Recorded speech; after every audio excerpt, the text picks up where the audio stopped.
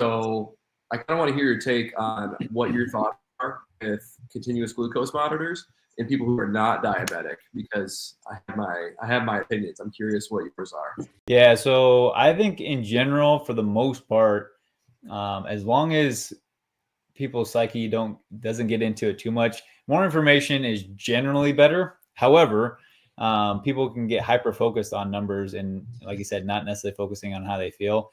And that's kind of like my viewpoint on lab work or blood work in general.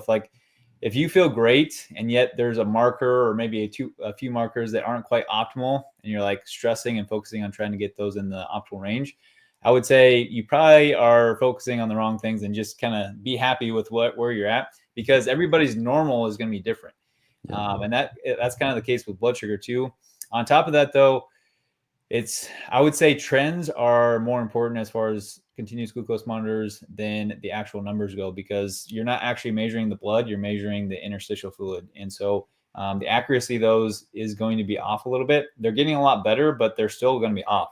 And so if you're focusing on the actual number, then you need to confirm with a finger stick if that's the actual number or not.